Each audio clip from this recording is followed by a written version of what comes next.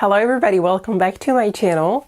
Today I am going to show you how I am learning Japanese. A lot of you have subscribed to my channel, thank you, coming from the How I Learned Kanji video. This means there are a lot of kanji freaks out there. Well, today I will not specifically touch upon this subject again, since I have already made a video about it. If you haven't watched this video and you're interested in how I am learning kanji, please go and check it out. Before diving into today's video, well, allow me to make two disclaimers. The first one is that, of course, you will decide for yourself, but if you're the kind of person who needs a fixed schedule to learn a language, with steps, graphs, charts, data, what have you, well, this method might not be for you. And I'm saying this because my method is what I would call a freestyle method. There's no teacher or dedicated textbook. There's no productivity tracking either. I do pretty much just what I want. I know there's a productivity cult going on YouTube these days, and God knows the productivity algorithm has knocked on my screen many times already, but so far I have resisted the temptation to wake up at 4 o'clock in the morning and schedule my entire life till 2075. The second disclaimer is that I already see some of you ready to pour out your frustration on your keyboards, this is not how you're supposed to learn a language kind of comments, but bro, let's calm down. Everything's gonna be fine because... Frankly, my dear, I don't give a damn. Okay, let's get started. I really hesitated when it comes to the structure of the video. At first, I thought I would divide it in different chapters, but then I realized that it would not really make sense. It would be more practical for me and for you to divide the video based on the resources that I use, because there's not one specific thing that I do to study grammar or to study vocab. I think you will understand better with a few examples. Let's start with books. Well, on one side, I will talk about the storybooks, and on the other side, the grammar books. I've already told you that I'm not the kind of person who sits down in a class to study a language. Of course, there's always the possibility to get a private teacher or a tutor, but I don't like that either. At first, I had thought that I would use the Genki books to study Japanese because that's what most Japanese learners swore by. And the thing is that Genki is definitely not for me. I have tried many times to use it, many times, I think 3 times, and I failed every single time. I have never been able to go beyond chapter 1. For me, the dialogues were not exciting, the teaching method was a bit boring to me, and I had zero motivation. Grammar is probably one of the most important aspects of learning a language, especially at the start. And to do that, I had to find a way. I thought, well, Genki didn't work, maybe let's try another grammar book, but then I just realized that it's not really about the book itself, but it's more about the method. Then I had another idea. As I told you in another video, 3 years ago I decided to brush up on my Dutch, which was a bit rusty, and I decided to attend language classes. And it was kind of a bad idea because I thought it was really boring, and because the classes were boring, I decided to study by myself, and I did that by reading books. And by doing just that, my level skyrocketed in a matter of weeks. So I decided I would do the same for Japanese, which is a bit bold since the script is completely different. But since I was learning kanji, I thought, well, we might as well start with proper texts. This is the book that I have used to study most of the Japanese grammar. I decided to do that to study on my own because it had worked for Dutch. I thought, well, this might show that learning in context is the best way to improve fast. The first paragraph of the first story gave me a broad idea of how the basic Japanese sentence is structured. The good thing, in my opinion, with this book is that each story focuses on a different aspect of grammar and uses JLPT vocab. Of course, every story is about a different theme, so you will broaden your vocabulary in different contexts.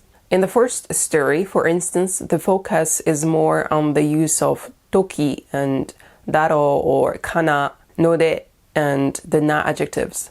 Of course, I struggled a lot, especially for the first story. It took me 2 months to finish it. And each time I couldn't understand something, I just Googled the concept to understand it better. The third story focuses on the te wa ikemasen, te wa ikenai Japanese structure. And it goes like that for pretty much every single story. I only used this book of short stories at the start, so while I was learning kanji, and then I decided that it might be a good idea to have a proper grammar book to consolidate the foundation that the storybook had given me. The thing is that, as I told you, I didn't want a grammar book like a Genki or anything else. I wanted something pragmatic, something very practical, and I found this book. I bought this book because it is based on personal work and exercises, so you don't have boring dialogues. There's a short grammar explanation at the very start of each chapter, and then everything that follows is only exercises. I am at chapter 17 out of 20, and so far there's not one single chapter I've read that dealt with something I had not encountered before in the storybook.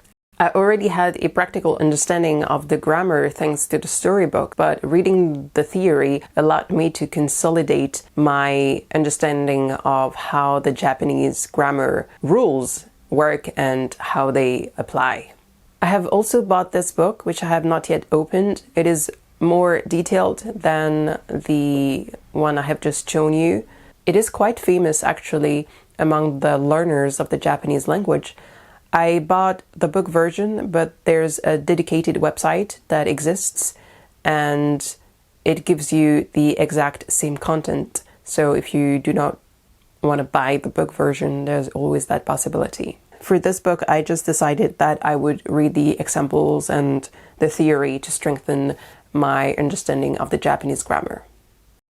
Now, for the storybook, I have to say that I also used it to practice my listening skills and my writing. When I say listening skills, you might wonder, well, there might be an audio that comes with it.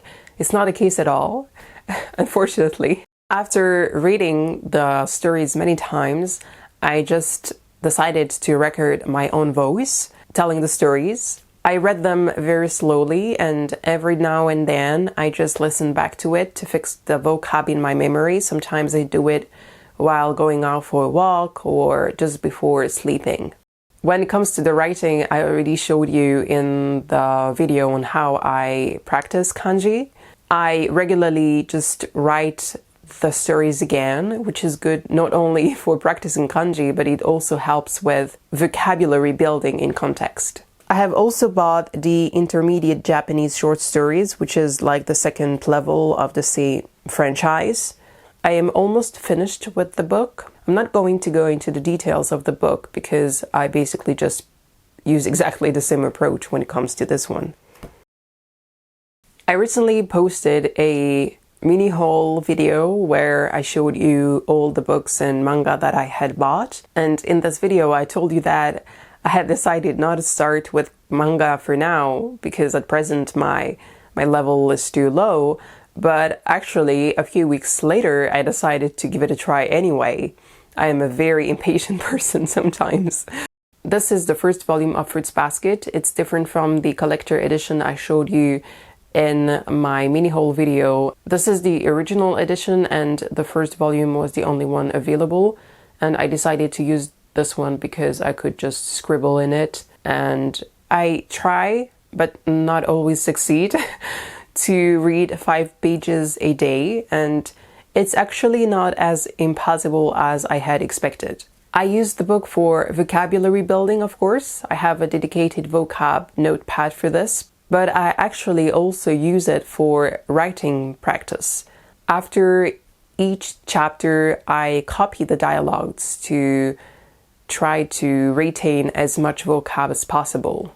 I do that now to strengthen my understanding of vocabulary, but obviously with time, most of the words will keep repeating themselves, so I'll remember them in context with repetition.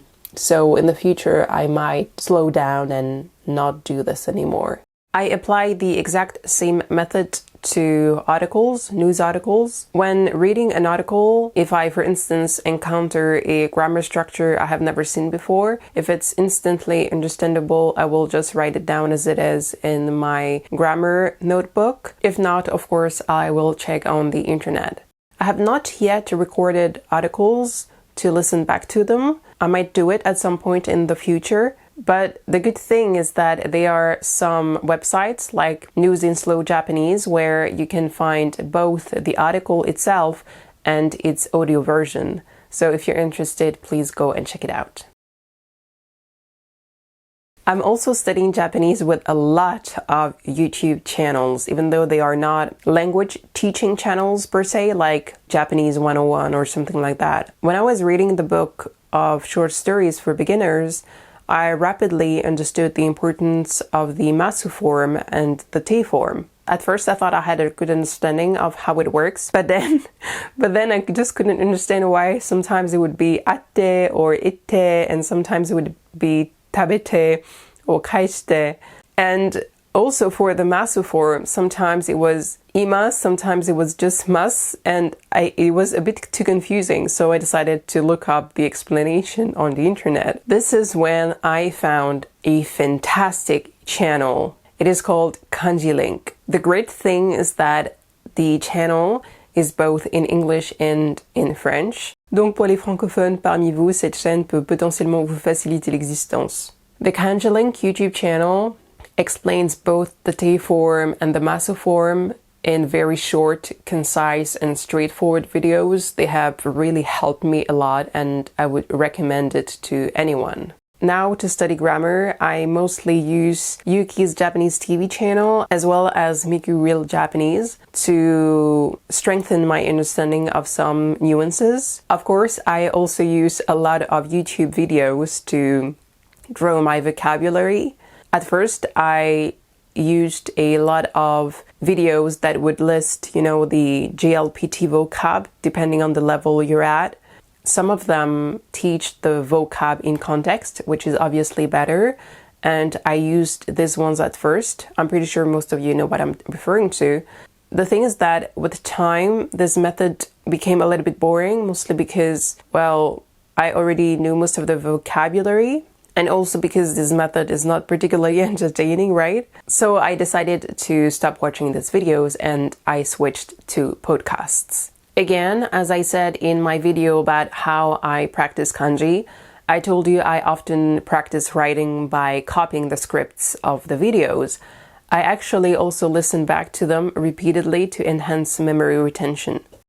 Finally, I also use a lot of conversation videos, which are these videos where you have people talking to each other in Japanese, sometimes with transcripts, or sometimes just listing the main vocabulary. I use them regularly, either to copy the scripts and practice writing, or sometimes I just keep repeating the same conversation to imprint the vocabulary in my memory. This can get a little bit overwhelming, so I usually try to go for very short conversations, or if the conversation is, for instance, 1 hour long, I will divide the video in different chapters. For instance, I will just listen to 5 to 10 minutes every day. In my opinion, this makes things a little bit easier. Songs are a fantastic tool, in my opinion, to study a language. I started with the Japanese songs very early on, actually, because I've been interested in the Japanese culture for so long. I started listening to Japanese music when I was a child. Obviously, at the time, I was not studying Japanese, and I did not understand any single thing I was saying, unless some parts were in English. In my opinion, learning a foreign language through songs is probably one of the best tools because it is based on repetition. If you like a song, it's very likely that you'll put it on repeat with no problem. I mean, sometimes you might listen to a song 100 times because you like it. At least it's the case for me. As you know, I focused on kanji learning at the very beginning. And while I was learning kanji, I also used this method, to study songs. As you can see, everything is written in hiragana. At the time, I didn't know anything at all in Japanese. I'm not quite sure this was a good idea in retrospect, because I was looking up pretty much everything in things as trivial as koto.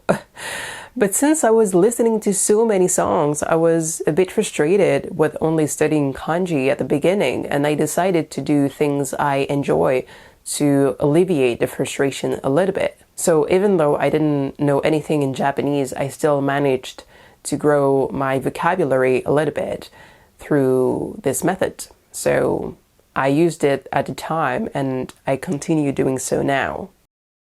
I would really recommend choosing, obviously, songs that you enjoy, but also songs that can really offer a good basis to grow vocabulary as well as your understanding of grammar. If you're into metal or anything of the kind, I am not quite sure I'm the right person to recommend anything. I personally use a lot of songs by Utada Hikaru. Her songs, Yu Nagi and Manatsu no Toriyame, really helped me understand the ni naru grammar structure with i adjectives and na adjectives. I also find that the vocabulary that is used in Yoasobi songs is pretty colorful. For instance, Kiga fure da is an interesting and, in my opinion, colorful expression that I might not have encountered so quickly had I not studied some songs. I also copy lyrics very often to practice kanji and make sure I remember the vocab. The best way to train yourself, I would say, is to make sure you write the lyrics while listening to the song rather than copy the lyrics from the text itself. If you have already studied the song and understood everything in it, this allows you to check your listening skills and whether or not you remember how the words are written in kanji. I have a few conversation partners. I speak to 2 of them on a regular basis, while with others we only send studying resources or messages. Even though my speaking skills are not the best, this is a great way to still practice speaking with a native speaker, and sometimes I also have the opportunity to ask my questions if I have any. When we write messages, I also find it extremely helpful because I then get to read messages that are written by a native speaker that are not too formal but not too informal either. This means they often provide me with very interesting expressions I might not have encountered in another context. So it's a great way to get to learn natural Japanese.